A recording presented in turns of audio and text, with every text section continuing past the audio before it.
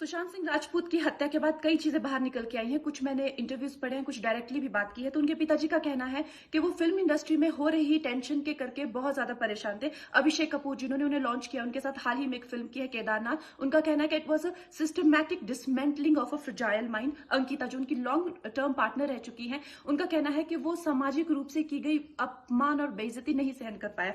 तो अब मैं आपको बताऊंगी कि मूवी माफिया ने ना कि सिर्फ उनको बैन किया था, सिस्टमैटिक डिसमेंटलिंग कैसे कतरा कतरा करके उनका दिमाग तोड़ा गया है, उनको मारा गया है। तो ब्लाइंड आइटम आप इसलिए लिखते हैं क्योंकि आप जब झूठ लिखना होता है, आप को के अगेंस्ट कोई लीगल एक्शन नहीं लिया सकता क्योंकि आपका तो नाम ही नहीं लिखा, मगर उसकी जो डिस्क्रिप्शन होती है, जैसे मेरे बारे में लिखा जाएगा कि जिस लड़की के घुंघराले बाल हैं, जिसको नेशनल अवार्ड मिला हुआ है, साइकोटिक है, इस तरह से जो कि मनाली से डिस्क्रिप्शन पूरी दी जाएगी मगर नाम नहीं लिखा जाएगा। 23 अगस्त 2017 को बॉलीवुड लाइव सुशांत के बारे में लिखता है कि वो जब भी सेक्स करता है तो सिर्फ अपने ही गाने सुनता है, वो सबसे बड़ा नार्सिसिस्ट है।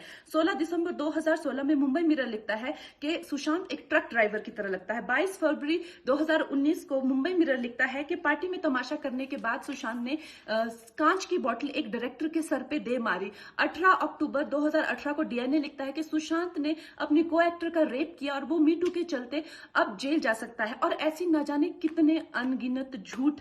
और ये जो बुद्धिजीवी जर्नलिस्ट हैं, ये जो चील कौए गिद्ध हैं जो मूवी माफिया के पाले हुए हैं, ये इसको मेंटल इमोशनल साइकोलॉजिकल लिंचिंग को जर्नलिज्म कहते हैं। मेरे बारे में आज तक जो भी कहा गया मैंने कुछ नहीं कहा, लेकिन जब एक स्वतंत्रता सेनानी के खिलाफ गंदगी लिखी गई, मैंने उस जर्नलिस्ट को कॉन्फ्रंट किया। आपको पता है उसी रात 4 सीनियर जर्नलिस्ट ने मेरे खिलाफ एक गिल्ड बनाई।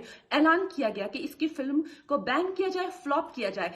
आपको पता है 3000 जर्नलिस्ट गैंग अप होते हैं एक अकेली लड़की पर, उसकी इमोशनल लिंचिंग करते हैं सरेआम, और ये समाज कुछ नहीं कहता, कानून कुछ नहीं कहता है। मैंने उन पे केस करने की कोशिश की मगर 1 महीने बाद वो गायब हो गए, मेरी फिल्म रिलीज हुई, गायब हो गए। तो मेरा कहने का मतलब ये है कि अगर ये समाज जिस अन्याय की बुनियाद पर खड़ा है और कभी आवाज नहीं, आप ये पढ़ते हैं, चटकारे लेते हैं, कभी आपने सोचा है कि कभी नेपो किड्स के बारे में ये क्यों नहीं लिखा जाता है?